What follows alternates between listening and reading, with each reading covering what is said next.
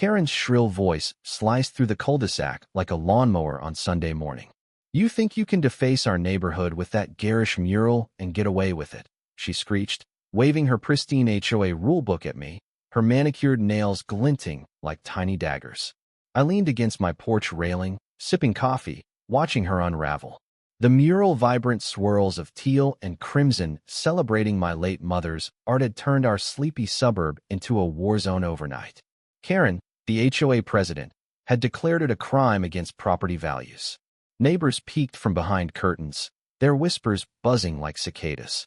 I smirked, knowing something she didn't. I owned the entire HOA. The trouble started when I moved back to Willow Creek, inheriting Mom's house and, unbeknownst to Karen, the HOA itself. Mom had quietly bought out the board years ago, a secret she kept to avoid drama. I'd kept it under wraps too, biding my time. But when I painted the mural, a tribute to Mom's free spirit, Karen lost it. She'd stormed over at dawn, her face redder than the paint she despised, demanding I repaint the house beige or face fines. "This is a respectable community," she'd spat, oblivious to the irony of her tacky lawn flamingos. By noon, she'd escalated to calling the cops, claiming vandalism. 2 officers now stood awkwardly on my lawn, glancing between Karen's rulebook and my mural, clearly wishing they were anywhere else. The tension was electric. Karen's voice hit a new octave as she jabbed a finger at me. "You're a disgrace, Lila. You'll pay for this."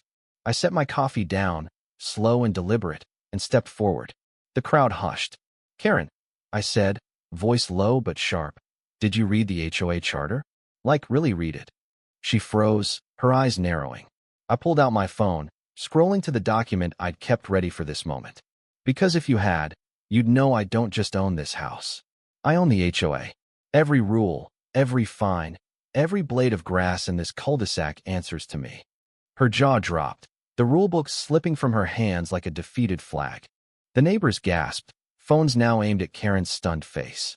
The officers exchanged glances, one muttering, "This ain't our jurisdiction." I pressed my advantage, the mural's colors blazing behind me like a battle standard.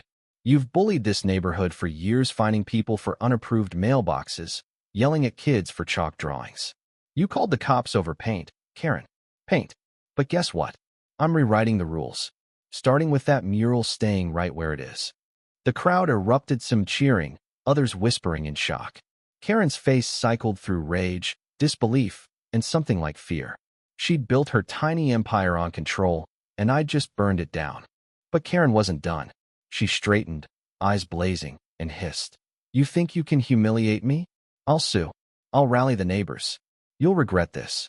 She stormed off, already dialing her lawyer, her heels clicking like gunfire. The next week was chaos.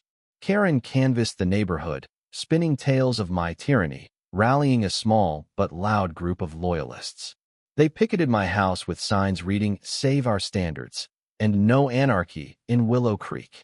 I countered by hosting a barbecue, inviting everyone to vote on new HOA rules, ones that prioritize creativity over conformity. The mural became a symbol. Some saw it as rebellion, others as hope. The neighborhood split, tension simmering like a summer storm. The showdown came at the HOA meeting. Karen arrived with her posse, armed with legal threats and a petition to oust me. I stood at the front of the community center, the mural projected on a screen behind me. "This isn't about paint," I said, voice steady despite my racing heart. "It's about who gets to decide what home means. My mom painted to heal, to connect. Karen's rules suffocate that. You choose." The room was silent. Then hands rose slowly, at first, then a wave. The vote was clear. The mural stayed, and Karen's reign ended. She stormed out, vowing revenge, but the room buzzed with cautious hope. I should have felt triumphant, but the victory was bittersweet. Late that night, I sat on my porch, staring at the mural.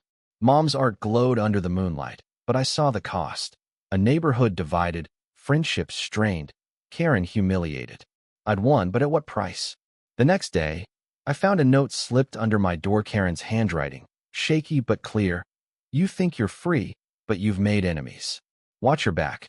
I sighed, folding the note. Freedom always came with a catch. The mural stood, vibrant and defiant, but I knew this wasn't the end. In Willow Creek, Peace was just the calm before the next storm.